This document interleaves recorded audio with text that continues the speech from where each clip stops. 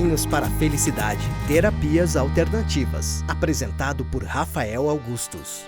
Oi gente, tudo bem? Estamos começando mais um episódio do podcast Caminhos para a Felicidade, onde nós estamos apresentando várias terapias alternativas que ajudam as pessoas a tratar algumas doenças e até mesmo viver ainda melhor.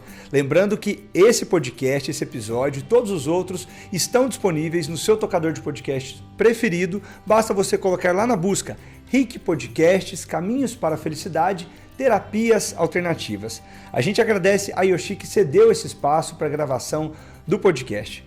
Nosso assunto de hoje, nós vamos falar sobre hipnose, que é aquela indução que leva as pessoas a estarem em um estado de relaxamento. E para falar sobre esse assunto, está aqui comigo o Roberto Botelho, que é presidente da Associação Brasileira de Hipnose e atua há 19 anos nessa área. Seja muito bem-vindo. Obrigado por ter aceitado o nosso convite de estar aqui. Muito obrigado pelo convite. Muito obrigado. Roberto, explica pra gente em que consiste a hipnose. Bom, eu vou falar um pouco primeiro o que é hipnose, depois eu entro um pouco o que é hipnose na terapia, que são coisas um pouquinho diferentes, mas tá junto de certa forma. A hipnose é um processo natural do ser humano. A gente está em hipnose, na verdade, a maior parte do dia.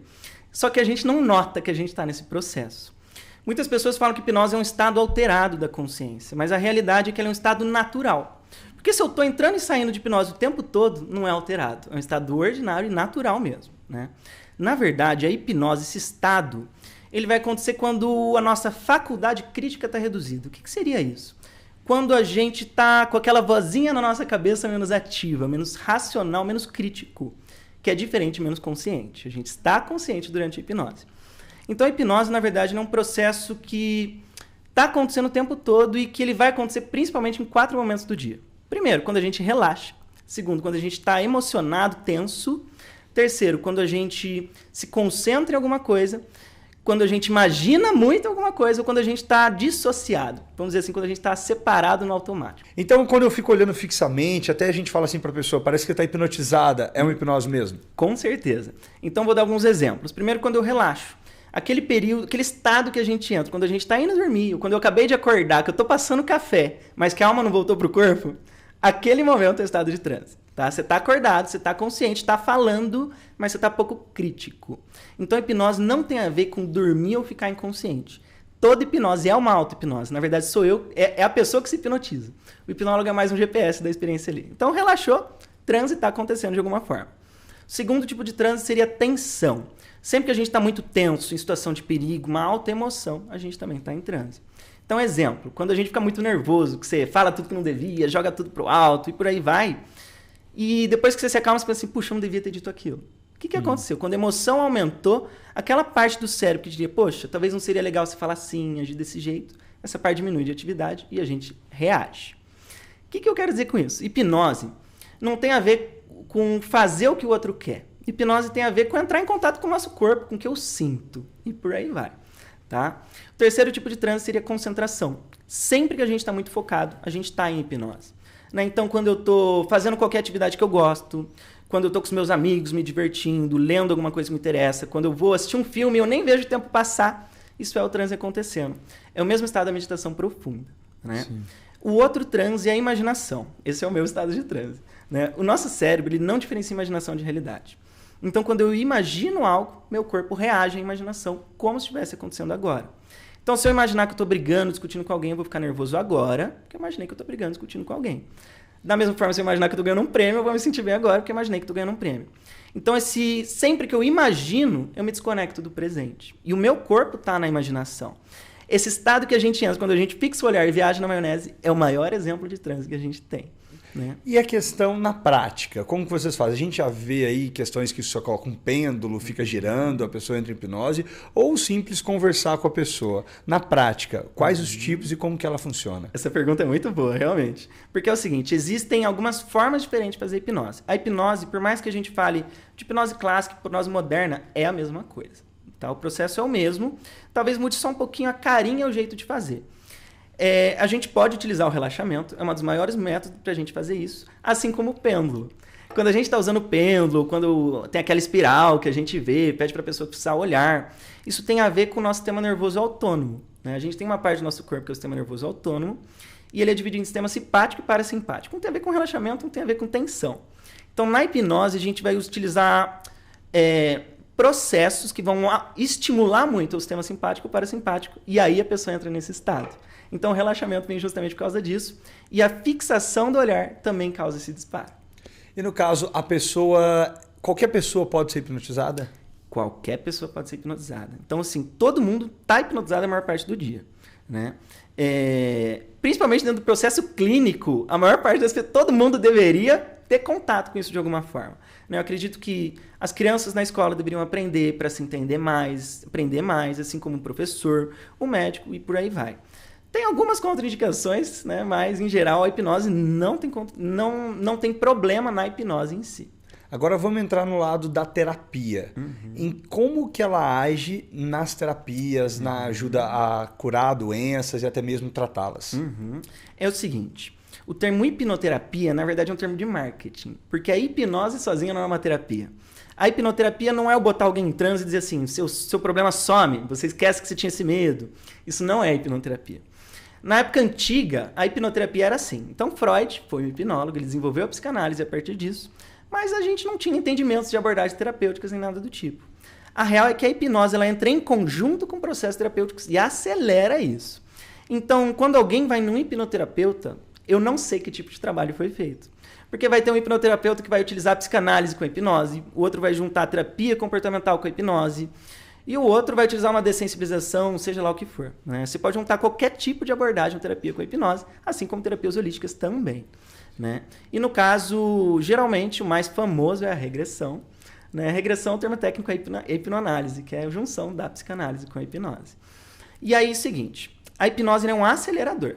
Sim. Ela não é a terapia por si só. Então, vou dar alguns exemplos. Se eu estou fazendo um tratamento para uma fobia, o método mais rápido que a gente tem na psicologia para lidar com uma fobia é uma técnica que a gente chama de dessensibilização sistemática da terapia comportamental. Eu vou ficar um bom tempo aplicando a dessensibilização para terminar o processo ali de lidar com essa fobia. Se eu aplico a dessensibilização sistemática em conjunto com a hipnose, eu vou fazer o mesmo processo de forma muito mais breve, em até 3 sessões, geralmente. Né? Então, a hipnose que acelerou a dessensibilização. Mas assim, o que a hipnose faz que deixa a terapia mais breve? Ela faz 3 coisas. Primeira coisa é o seguinte, tudo que é resposta condicionada ao disparo do corpo automático, com hipnose a gente modifica o corpo, a gente modifica essa resposta inconsciente. Então, se eu estou em uma situação em público, me bate um pânico, com a hipnose a gente tem uma facilidade de, vamos dizer assim, desautomatizar esse pânico, que é a resposta do corpo, e colocar algo novo no lugar, sentir seguro nessa situação, por exemplo. Vamos trazer um exemplo um pouco mais hipnótico ali. Na década de 90 a gente via na TV, e os hipnólogos demonstraram hipnose ali, nos programas de domingo, e ele fazia a pessoa comer cebola sentindo gosto de maçã. Isso é real, isso acontece. Da mesma forma, dá para fazer alguém que fuma cigarro sentir gosto de cocô, ou alguém que tem uma compulsão alimentar perder a atratividade pelo alimento. Isso permanente ou momentâneo? Momentâneo, mas dependendo do que for, dá para fazer permanente, com certeza. Sim. Mas como que isso entra na terapia? Vamos supor assim, se eu como uma cebola, minhas células da língua vão receber essa informação, manda o estímulo para o cérebro interpreta e devolve como gosto de cebola. Sim. O gosto, na verdade, está na interpretação do cérebro, não está na língua. O que a gente faz com a hipnose é mudar essa interpretação. Então, da mesma forma que a gente pode fazer alguém que come cebola sentir gosto de maçã, dá para fazer a pessoa comer cebola e ter a experiência de tomar um suco. Ou a experiência de alguém que se sente inseguro, rejeitado, que tem um monte de mágoa em algum contexto, se sentir de uma forma completamente diferente. Eu acho que esse é o grande benefício da hipnose. Ela muda a forma que o corpo, que o nosso inconsciente está reagindo aos contextos, às dificuldades e por aí vai. A segunda coisa que a hipnose acelera na terapia, ela diminui a parte da resistência na terapia. Porque é o seguinte, tem coisas que a gente não consegue elaborar na terapia. Como que eu vou falar sobre o que gerou minha enxaqueca, minha fibromialgia, minha depressão? Às vezes esse processo demora muito só para entender o que está em volta, em torno disso. E outra, a linguagem, o falar, é um processo que a gente chama de cortical. É uma estrutura aqui da frente do cérebro. A parte emocional, que é o que controla as respostas automáticas do corpo, é o límbico, é aqui atrás. É outra área. Sim. Então, quando a gente usa a hipnose na terapia, a gente às vezes pode até sair da ideia da linguagem e atuar diretamente nas áreas emocionais do corpo. Isso deixa a terapia muito mais breve. Né? E a última coisa que a hipnose faz na terapia é fazer o que a gente chama de dissociações. Eu acho que essa é uma das grandes graças da hipnose. O que ela faz? A gente abre como se fosse uma comunicação com esse inconsciente e a gente consegue fazer esse manejo de informações, achar o que está relacionado, puxar, separar as informações. Então, se você me traz um problema por meio dos fenômenos hipnóticos, eu consigo pedir para o seu inconsciente mapear e trazer assim, olha, nessa questão tem 5 pontos diferentes envolvidos. Então a gente consegue separar, puxar as memórias que estão por trás e por aí vai fazer esse manejo. E isso que acelera a terapia. E aí, no caso, a pessoa, ela te conta coisas passadas, ela te conta o que ela está passando, de que forma que isso na prática vai acontecer? Tá, geralmente o processo de atendimento vai ter aquela conversa inicial, né? O terapeuta vai entender a questão, o que está em torno, como a pessoa percebe, se sente, por aí vai. E no caso, se for fazer uma regressão, né? Aí entra a hipnose, a gente vai fazer o que a gente chama de indução hipnótica. No caso, a regressão é um tipo de hipnose. A regressão é uma ferramenta da hipnose. Uma ferramenta usada dentro da hipnose. Então a gente faz a indução hipnótica, que seria assim um ritual, um processo para deixar a pessoa naquele estado, né? E a partir daí a gente começa a fazer um manejo da técnica terapêutica, né? Seja regressão, uma desensibilização e por aí vai. Só que por mais que a gente esteja falando de depois dessa indução, a hipnose está rolando, existe o bate-papo. Então a pessoa ainda está consciente e está trocando informações com o terapeuta. Então se eu faço uma regressão, eu estou acessando as memórias que estão associadas àquilo, que geraram aquela questão, estou trazendo a consciência e o que eu estou fazendo? Estou mudando minha forma de perceber e minha forma de sentir aquilo. Quando eu mudo minha forma de perceber e de sentir aquilo, eu estou mudando literalmente a forma que os meus neurônios estão conectados, o disparo daquela resposta acontecendo no meu corpo, condicionamento, seja o termo que a gente for dar para isso, e aí a gente muda a nossa forma de sentir hoje.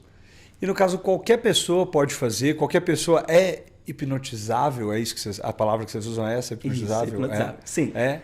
Todas as pessoas são hipnotizáveis, todas as pessoas já estão hipnotizadas a maior parte do dia, mas assim, uma hipnose formalizada, que é quando eu hipnotizo alguém, existem alguns contextos que é difícil acontecer. Então assim, crianças muito jovens não vão conseguir se concentrar, imaginar muito bem. É fácil de hipnotizar a criança, mas ela tem que estar muito engajada. Uma pessoa que é muito idosa, que já perdeu parte do processo auditivo, uma pessoa que não se comunica tão bem, alguns tipos de autistas, essas pessoas vão ter dificuldade de participar. E tem aquela coisa, a pessoa tem que se permitir ou simplesmente você consegue hipnotizar mesmo ela não dando consentimento para você? Tá, a hipnose é um processo que precisa dessa permissão, na verdade ele é um processo ativo. Sim. O paralelo que eu posso fazer seria o seguinte... É possível eu até embutir algumas informações, te ajudar a perceber de alguma outra forma as coisas, sem você estar engajado na hipnose, mas isso é muito limitado. O paralelo que eu faço seria o seguinte. Se eu pego uma pessoa que é um ateu e levo ela dentro de uma igreja, essa pessoa vai ouvir o que o padre, o pastor está falando e não vai absorver muito, não vai fazer sentido para ela. Mas se chega uma pessoa que é daquela região, daquela crença e ouve todas aquelas informações, tudo aquilo entra com mais facilidade e gera um impacto muito maior. Sim. Então, se o meu conjunto de crenças está alinhado, sim, vai ter uma certa influência ali, mas não existe essa manipulação, não existe esse controle. Então, quando a gente fala de hipnose conversacional, que é essa ideia que vai mais para vendas, influência e persuasão, a gente tem o limite, né, que é o que o outro espera, como o outro se sente e lida com as informações. A gente só está direcionando a atenção. Eu lembrei agora de um caso que uma mulher alegou que um assaltante entrou na loja e ela disse que se entregou as coisas da loja porque ela foi hipnotizada. Existe essa possibilidade? Na verdade, eu vou dizer assim, todo assalto é uma hipnose. Porque se alguém apontar uma arma para sua cabeça, você vai entregar tudo sem dúvida, sem julgar. Diz que foi só conversando, ele não apontou nada, só foi conversando e depois ela disse que acordou. Tá, eu diria assim, dificilmente isso aconteceria. Eu acho que seria praticamente impossível. Hipnose tem muito mais a ver com sugestão. Sim. Então, se você está dentro do contexto específico, você vai aceitar alguns tipos de sugestões, com certeza. Mas essa ideia assim, de assalto, manipulação, tudo mais, isso na verdade não existe. E no caso, nas suas consultas, nos seus clientes, pacientes, as pessoas procuram mais terapeuticamente a hipnose para curar o quê? A grande maioria é a ansiedade. Com certeza. Hoje a ansiedade, para os meus clientes, é o que mais domina ali. E problemas de autoestima, às vezes emagrecimento, mas ansiedade é o principal, com certeza. Emagrecimento, uma coisa, diria-se, externa, assim, às vezes, na maioria das vezes, né? A hipnose no emagrecimento é muito legal. Porque a gente entra tanto nas compulsões, fazer a pessoa se sentir diferente, né? A questão da compulsão mesmo. Sim. Assim como a gente vai ajudar a lidar com as dificuldades, processos inconscientes estão travando, bloqueando a pessoa. E a gente tem, por exemplo, o balão gástrico hipnótico. A gente bota um balão imaginário, onde a pessoa come um pouquinho e tem a sensação de estar satisfeita ali. Você faz uma bariátrica imaginária. Uma bariátrica imaginária hipnótica, literalmente. E já teve pacientes que você comprovou que realmente deu certo? Com certeza, isso é amplamente usado no Brasil já. Olha só. Teve algum caso assim emblemático que a pessoa chegou, falou assim, não quero, não acredito, e acabou conseguindo e alcançando o objetivo dela? Tá, isso acontece sim. Porque o que acontece? A hipnose, geralmente... A hipnose já carrega uma bagagem histórica que não é muito legal. Né? As pessoas acreditam que hipnose é uma coisa, na verdade ela é uma coisa completamente oposta. Então as pessoas já têm aquele receio, aquele medo e tudo mais. E no nível de terapia, muitas pessoas vão procurar a hipnoterapia como último recurso. Então o que mais tem é gente que já tentou de tudo, já passou por todo tipo de terapeuta, de tratamento, remédio e tudo mais, não deu certo, vem para a hipnose e resolve. O maior exemplo que eu posso dar é o caso de um senhor que ele tinha nevralgia do trigêmeo, que é um nervo pinçado aqui que gera a maior dor que existe. Seria, no rosto, assim? É no rosto. Uhum. Seria a sensação de estar sendo agulhado 24 horas, basicamente. Foi literalmente uma sessãozinha, nunca mais teve dor, não usou mais remédio, ele tomava vários remédios de dor, opiáceos, e não resolvia com uma sessão. Deu resultado super legal ali. E muita gente tem curiosidade de como funciona. Como aqui muita gente está ouvindo o podcast, fala pra gente mais ou menos como que seria um início de uma sessão de hipnoterapia. Legal. Vamos lá. Tá. Geralmente, o hipnoterapeuta ele vai primeiro ter uma conversa prévia, a gente chama de pré-talk. Esse pré-talk é super importante. Por quê? Porque ali o hipnoterapeuta ele vai tirar todas as dúvidas, vai esclarecer os mitos, né? Porque se a pessoa tem muitos medos, muitas travas com relação, ela não vai se engajar e a hipnose não vai acontecer. Então a primeira etapa é tirar essas dúvidas. Aí vai ter a conversa, a anamnese que a gente chama, e na hora da terapia, como que vai ser feito? A gente vai fazer a indução. Essa indução vai envolver relaxamento, vai envolver fixar o olhar em algum ponto, respirar, gerar confusão na mente da pessoa, gerar tensão de alguma forma. E a gente vai fazer esse processo por 1, 2 minutos. Alguns podem ter uns processos mais longos dessa indução. A partir disso, a gente pode entender que o inconsciente estaria aberto para trazer recursos, potencialidades. E aí que começa a graça da hipnoterapia. Aí entra o processo terapêutico por si só. Né? Então, assim, cada terapeuta vai fazer o processo um pouquinho diferente ali. Mas, em geral, o grande benefício da hipnose é a gente consegue trazer recursos, sensações, emoções e memórias muito fácil. Então, se eu digo para você assim, Rafael, sinta-se feliz agora. Você não vai se sentir feliz que eu disse isso. Da mesma forma, se eu disser, tenho uma enxaqueca agora, você não consegue ter. Mas durante uma hipnose, se eu digo, tenho uma enxaqueca, a gente consegue gerar uma enxaqueca por sugestão. Da mesma forma, eu consigo tirar uma enxaqueca por meio de sugestão, ou se eu disser, sinta-se feliz, a felicidade dispararia no seu corpo. E isso para a terapia acelera de muitas formas. Então, dentro da terapia, a gente tem o que a gente chama de enfrentamento, que é fazer a pessoa lidar com aquilo que ela tem dificuldade, enfrentar mesmo. E esse processo de enfrentamento, às vezes, é lento, dolorido, moroso, porque a gente está lidando com dor e sofrimento. Sim. Com a hipnose, a gente já muda a forma que o corpo está reagindo e faz um enfrentamento com muito recurso, muito mais potência. Isso acelera todas essas mudanças. Na prática, vamos imaginar que você está fazendo uma sessão comigo. Como é que você falaria? Tá. Eu pediria primeiro te explicaria o que é imaginação, Sim. Estimularia isso, mostraria bastante, olha, assim que você imagina, assim que você percebe. Aí eu pediria para você fechar os olhos. Não é obrigado fechar os olhos, na verdade. Sim. A gente pede para fechar os olhos porque a gente fica mais concentrado, para não estar tão alerta aos estímulos que estão à minha volta. E aí, de olho fechado, geralmente a gente vai direcionar a atenção.